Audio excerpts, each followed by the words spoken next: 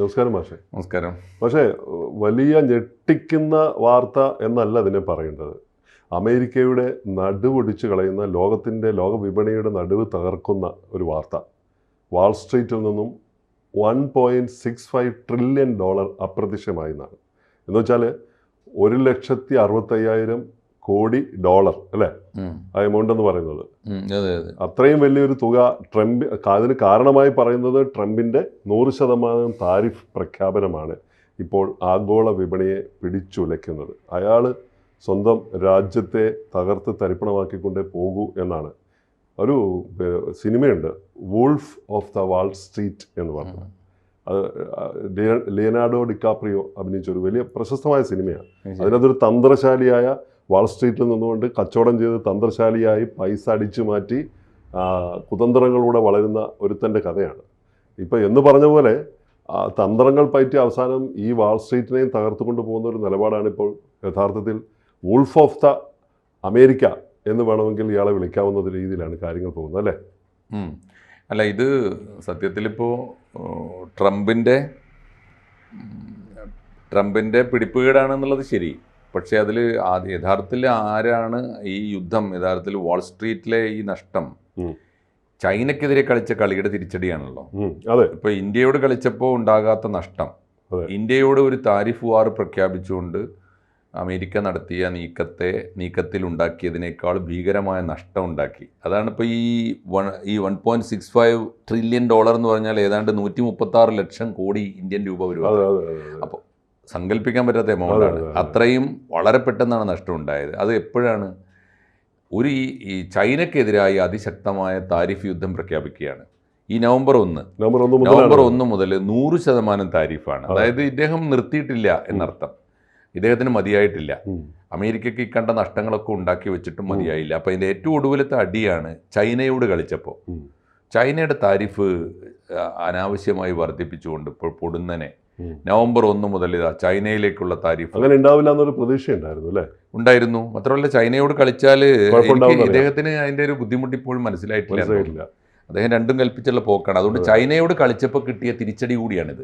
ഇതൊരു പക്ഷേ ട്രംപിന് ഇപ്പോൾ ഉണ്ടായ നഷ്ടത്തെക്കാളേറെ ഇനി അങ്ങോട്ട് വീണ്ടും വിചാരം ഉണ്ടാകാനും അമേരിക്കയ്ക്ക് കുറെ കൂടി പ്രായോഗികമായ തീരുമാനങ്ങൾ എടുക്കാനും ഒക്കെ ഒരു സമചിത്തത നൽകും എന്നാണ് നമ്മൾ പ്രതീക്ഷിക്കുന്നത്. വ്യക്തിപരമായിട്ട് വലിയൊരു തിരിച്ചടിയുണ്ട്. ക്രിപ്റ്റോ കറൻസി തകർന്ന് തരിപ്പണമായി.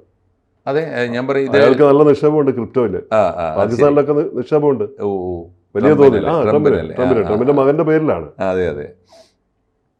ഈ രണ്ട് കാര്യങ്ങളാണ് അദ്ദേഹം ഇപ്പോൾ പ്രഖ്യാപിച്ചത്. ഇപ്പോൾ ചൈനക്കെതിരായി നടത്തിയ 2 പ്രഖ്യാപനങ്ങളാണ് ഇതിൻ്റെ ഈ വാൾ സ്ട്രീറ്റിൽ എന്ന് പറഞ്ഞാൽ യഥാർത്ഥത്തിൽ ഈ ഷെയർ മാർക്കറ്റിൽ ഉണ്ടാകുന്ന ഇടിവാണ് ഭീകരമായ നഷ്ടം. അപ്പോൾ അതിന് 2 കാരണങ്ങളാണ് ഉണ്ടാക്കി. ഒന്ന്, ഈ പറഞ്ഞ നവംബർ 1 മുതൽ ഈ ചൈനയുമായിട്ടുള്ള താരിഫ് 100% വർദ്ധിപ്പിക്കും. 2, ഈ മാസം അവസാനം അപ്പെക് ഉച്ചകോടി നടക്കാൻ പോകുന്നുണ്ട്. അപ്പെക് എന്ന് പറഞ്ഞാൽ association of petroleum exporting countries ആണ്. അപ്പോൾ പെട്രോളിയം കയറ്റി അയക്കുന്ന എല്ലാ രാജ്യങ്ങളും ചേർന്നുള്ള അസോസിയേഷനാണ്. അതിൻ്റെ ഉച്ചകോടി ഈ മാസം അവസാനം വെച്ചാൽ ഒക്ടോബർ അവസാനത്തിൽ നടക്കാൻ പോകുന്നുണ്ട്. അവിടെ ശരിക്കും പറഞ്ഞാൽ അന്ന് ചൈനീസ് പ്രസിഡന്റ് ഷീ ജിൻപിങ്ങുമായിട്ടൊരു കൂടിക്കാഴ്ച പ്ലാൻ ചെയ്തിരുന്നതാണ്. ഞാൻ കാണുകയില്ല, ഇനി ഞാൻ ഷീ ജിൻപിങ്ങിനെ കാണാൻ പോകുന്നില്ല വെച്ചാൽ ചൈനയുമായുള്ളൊരു വളരെ പ്രത്യക്ഷമായൊരു യുദ്ധത്തിലേക്ക്. ഇപ്പോൾ ഇന്ത്യയുമായുള്ള യുദ്ധത്തിന് കൈപൊള്ളിയെങ്കിലും ഇന്ത്യ ബദൽ മാർഗങ്ങളൊക്കെ കണ്ടെത്തിയിട്ട് അമേരിക്കയോട് ഏറ്റുമുട്ടാൻ പോകാതെ ഇന്ത്യ സേഫായൊരു മാർഗം സ്വീകരിച്ച് കംഫോർട്ട് സോണിലേക്ക് പോവുകയാണ് ചെയ്തത്. അമേരിക്കയോട് ഏറ്റുമുട്ടാനൊന്നും പോയില്ല. അതേസമയത്ത് ചൈന അങ്ങനെയല്ല. ചൈനയോട് കളിച്ചാൽ വിവരം അറിയുമെന്ന് മനസ്സിലായി. ചൈന എന്താ ചെയ്തതെന്ന് വെച്ചാൽ ഈ 2 കണ്ടീഷൻ ഇദ്ദേഹം പ്രഖ്യാപിച്ചു കഴിഞ്ഞപ്പോൾ ചൈന ഉടനെ കൊടുത്ത അടി എന്താണെന്നറിയോ? ഈ മർമ്മത്ത് അടിക്കാൻ അവർക്കറിയാം. കാരണം എന്ന് വെച്ചാൽ ചൈനയിൽ നിന്ന് അമേരിക്കയ്ക്ക് കിട്ടേണ്ട ഏറ്റവും പ്രധാനപ്പെട്ട സാധനങ്ങൾ റെയർ എർത്ത് മിനറൽസ് ആണ്, അപൂർവ ധാതുക്കൾ. ഭൂമിയിലെ അപൂർവ ധാതുക്കൾ കയറ്റി അയക്കുന്നത് ഇപ്പോൾ ചൈനയിൽ നിന്നാണ് അമേരിക്കയ്ക്ക് കിട്ടുന്നത്. ആ കയറ്റി അയക്കുന്നതിൻ്റെ മുഴുവൻ ഇന്ന് വരെ ഇല്ലാത്തൊരു പുതിയ ലൈസൻസ് അമേരിക്കയിലേക്ക് ഞങ്ങൾ കയറ്റി അയക്കണമെങ്കിൽ അമേരിക്ക ഒരു പ്രത്യേക ലൈസൻസ് ഞങ്ങളെടുത്ത് പണി. അത് ആർക്കും ഇല്ലാത്തതാണ്. തീരുവ എന്ന് പറഞ്ഞാൽ എല്ലാവർക്കും ബാധകമാണല്ലോ. ഇപ്പോൾ അമേരിക്കയിലേക്ക് ഒരു ഇറക്കുമതി ചെയ്യുന്ന സാധനങ്ങൾക്ക് തീരുവ വേണമെന്ന് പറഞ്ഞു കഴിഞ്ഞാൽ എല്ലാവർക്കും ബാധകമാവും. ഇതിന് എന്താ ചെയ്തെന്ന് വെച്ചാൽ കൃത്യമായിട്ട് അമേരിക്കയ്ക്ക് തന്നെ കൊടുത്തു. അമേരിക്ക അമേരിക്ക ഞങ്ങളുടെ നാട്ടിലെ റെയർ മിനറൽസ് ഇറക്കുമതി ചെയ്യണമെങ്കിൽ പ്രത്യേക ലൈസൻസ് എടുക്കണം. എല്ലാ രാജ്യങ്ങളിലേക്കും പോകുന്ന പോലെ അമേരിക്കയിലേക്ക് പോകില്ല. രണ്ടാമത്തെ ഒരു കാര്യം, അമേരിക്കയുടെ ഒരു കപ്പൽ ചൈനയുടെ ഏതെങ്കിലും തുറമുഖത്ത് അടുക്കണമെങ്കിൽ സ്പെഷ്യൽ ലൈസൻസ് ഫീ കൊടുക്കണം. മറ്റൊരു കപ്പലിനും ഇല്ലാത്ത ഒരു സ്പെഷ്യൽ ഫീ അമേരിക്കയ്ക്ക്. ഈ രണ്ടും തിരിച്ചടി. ഇപ്പോൾ രണ്ട് ഉത്തരവ് ഇങ്ങോട്ട് കൊടുത്തപ്പോൾ 2 മാരകമായ അടി അങ്ങോട്ട് കൊടുത്തു. അതുണ്ടാക്കുന്ന ആഘാതം വളരെ വലുതാണ്. ഇപ്പോൾ ഈ $1.65 ട്രില്യൺ നഷ്ടം എന്നൊക്കെ പറയുന്നത് പ്രധാനമായി ഈ റെയർ മിനറൽസ് ഇറങ്ങാതാവുമ്പോൾ ഉണ്ടാകുന്ന നഷ്ടമാണ്. ചൈന ഉടനെ അതാണ് ഈ തിരിച്ചടി. ഇപ്പോൾ ഇതിനെ വിദഗ്ധർ പറയുന്നത് ഈ അമേരിക്കയിലേക്ക് റെയർ മിനറൽസ് അറിയാലോ, ഏറ്റവും കൂടുതൽ ഭൂമിയിൽ നിന്ന് ഉപയോഗിക്കുന്ന വാഹനങ്ങൾ SUV ആണ്, ഇലക്ട്രിക് വെഹിക്കിൾസ് ആണ്. ഇലക്ട്രിക് വെഹിക്കിൾസിന് റെയർ എർത്ത് വേണം, മിനറൽസ് വേണം. 2 സെമി കണ്ടക്ടറുകൾ ഭൂമിയിൽ ഏറ്റവും കൂടുതൽ ഉപയോഗിക്കുന്നത്. അതുപോലെ ആയുധങ്ങൾ, പ്രതിരോധ വ്യവസായത്തിൽ ഏറ്റവും കൂടുതൽ വേണ്ടത് ഈ റെയർ എർത്ത് മിനറൽസ് ആണ്. ഇതിൻ്റെ ഇറക്കുമതി ഏറ്റവും പ്രധാനപ്പെട്ട കാര്യം. അമേരിക്കയിലേക്ക് റെയർ എർത്ത് മിനറൽസിൻ്റെ 70% ഇത് ചൈനയുടെ കയ്യിലാണുള്ളത്. ചൈനയിൽ നിന്ന് വരണം. അതിന് അമേരിക്ക പെട്ടുപോയി. അമേരിക്ക പ്രത്യേക ലൈസൻസിന് വേണ്ടി ചൈനയുടെ ദയാദാക്ഷിണ്യത്തിന് ചെല്ലണം. ട്രംപിനെ പോലെ ഒരാൾക്ക് എങ്ങനെയാണ് ഈഗോ മാറ്റി വെച്ച് പോകാൻ പറ്റുക? ഒന്ന്. വേറൊന്ന്, ഈ റെയർ എർത്ത് മിനറൽസ് കയറ്റി അയക്കുന്നത് ചൈനയാണെന്ന് മാത്രമല്ല, റെയർ എർത്ത് മിനറൽസ് സംസ്കരിച്ചെടുക്കുന്ന ഫാക്ടറികളിൽ 90% ചൈനയിലേ ഉള്ളൂ, വേറെ എവിടെയില്ല. അങ്ങനെയാണ്. അപ്പോൾ ചൈനയുടെ കയ്യിൽ ഒരു ഭീകരമായ കുത്തകയുള്ളത് കൊണ്ട് ഇത് ഇലക്ട്രിക് വാഹനങ്ങൾ, സെമി കണ്ടക്ടറുകൾ, ആയുധങ്ങൾ മുഴുവൻ സകല മേഖലകളിലും ഉണ്ട്. ആവശ്യമുള്ള സാധനമാണ് ഈ റെയർ എർത്ത് മിനറൽസ്. അപൂർവ മിനറൽസ്. അതിന്റെ ശേഖരം, അതിന്റെ ഖനികൾ ഏറ്റവും കൂടുതലുള്ളത് ചൈന. 70% ചൈനയുടെ കയ്യിലാണ്. ഇനി മറ്റു ചില രാജ്യങ്ങളിൽ, അപൂർവമായിട്ട് ആഫ്രിക്കൻ രാജ്യങ്ങളിലൊക്കെ ഉണ്ട്, പക്ഷെ അത് സംസ്കരിക്കാൻ അവർക്ക് ശേഷിയില്ല. സംസ്കരിക്കണമെങ്കിൽ അതും കൊണ്ടുവരണം ചൈനയിൽ. അങ്ങനെയുണ്ട്. അപ്പോൾ അതിന്റെ കുത്തക അവരുടെ കയ്യിലാണ്. അതുകൊണ്ടാണ് ചൈന വേറെ ഒന്നും വെച്ചടിക്കാതെ, വേണമെങ്കിൽ കാർഷിക ഉൽപ്പന്നങ്ങൾ വെച്ചടിക്കാം, തുണിത്തരങ്ങൾ വെച്ചടിക്കാം, അതൊന്നുമല്ല.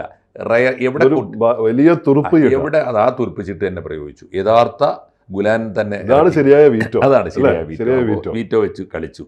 അപ്പോൾ എന്തായെന്ന് വെച്ചാൽ യു എസിലെ ഈ കമ്പനികളുടെ മുഴുവനും റെയർ മിനറൽസ് ഇറക്കുമതി ചെയ്യുന്ന, സംസ്കരിക്കുന്ന, അത് ട്രേഡ് ചെയ്യുന്ന, അത് കയറ്റി അയക്കുന്ന, ഇറക്കുമതി ചെയ്യുന്ന എല്ലാ കമ്പനികളുടെയും ട്രേഡ് ഇടിഞ്ഞു, ഭീകരമായിട്ട് ഇടിഞ്ഞു. അതാണ് വാൾ സ്ട്രീറ്റിൽ കണ്ട ഏറ്റവും ഭീകരമായ ഇടി എന്ന് പറയുന്നത്. കുറേ കമ്പനി, ടെസ്ല, ആമസോൺ, നിവൈഡ തുടങ്ങിയ അതിന്റെ കണക്കൊന്ന് പറഞ്ഞോളൂ. അതിന് 33.8% വീഴ്ച രേഖപ്പെടുത്തുന്നു. എല്ലാ കമ്പനികളും കൂടിയിട്ടുണ്ട്. ഈ 7 കമ്പനികളുടെ കൂട്ടായ്മയാണ് ടെസ്ലയും ആമസോണും നിവൈഡ ഉൾപ്പെടെയുള്ള 7 കമ്പനികളുടെ കൂട്ടായ്മയാണ്. അപ്പം എന്ന് വെച്ചാൽ അമേരിക്കയിലെ കോർപ്പറേറ്റ് ഭീമന്മാരുടെ നെഞ്ചത്ത് അടി കിട്ടി. അതെ. അതേ സമയത്ത് തന്നെ കാണേണ്ട ഒരു കാഴ്ച, ഇത് കൃത്യം ചൈന കൊടുത്ത പണിയാണ് എന്നുള്ളതിൻ്റെ തെളിവ് എന്താണെന്നറിയോ? എല്ലാ സാധനങ്ങളുടെയും ഇറക്കുമതി ഇടിഞ്ഞു. അതായത് ഷെയർ മാർക്കറ്റിൽ ഇടിഞ്ഞു. അതേ സമയത്ത് റെയർ എർത്തിൻ്റെത് മാത്രം അത് കൂടി. അതാണ് അതിൻ്റെ കാര്യം. അതെന്ന് വെച്ചാൽ അത് പിടുത്തം പിടിച്ചു. ഇനി അമേരിക്കയിലേക്ക് അത് വരികയില്ല, വരാൻ എളുപ്പമല്ല എന്ന് മനസ്സിലായി. അത് വരുമ്പോൾ വില കൂടും. ആ ഓഹരികൾ മാത്രമാണ് കൂടിയത്. അപ്പൊ എന്ന് പറഞ്ഞാൽ ചൈനയുടെ ഗെയിം കൃത്യമായിട്ട് ഫലിച്ചു എന്നർത്ഥം. കൃഷിയിലാഘാതം ഉണ്ടായി, എല്ലാത്തിലും ഉണ്ടാവും തീർച്ചയായിട്ടും. വിപണിയെ പിടിച്ചു കുലുക്കുന്നു. ക്രിപ്റ്റോയിലും വലിയ ആഘാതം ഉണ്ടായി. ക്രിപ്റ്റോയില് $300 ബില്യൺ മാർക്കറ്റ് മൂല്യം ഇല്ലാതായി. പേഴ്സണലായിട്ട് തന്നെ കിട്ടിയായിട്ട് ഉറപ്പാണല്ലോ. ഒരു മണിക്കൂറിനുള്ളിൽ $20 ബില്യൺ മൂല്യമുള്ള ഇടപാടുകൾ ലിക്വിഡേറ്റ് ആയി മരവിപ്പിക്കപ്പെട്ടു, ഫ്രീസ് ചെയ്യപ്പെട്ടു അല്ലേ. അപ്പോൾ ബിറ്റ്കോയിൻ മാത്രം 12% വിലയിടിഞ്ഞത്. അതുപോലെ തന്നെ അമേരിക്കൻ സോയാബീൻ കർഷകർക്ക് കനത്ത തിരിച്ചടി ഉണ്ടായി.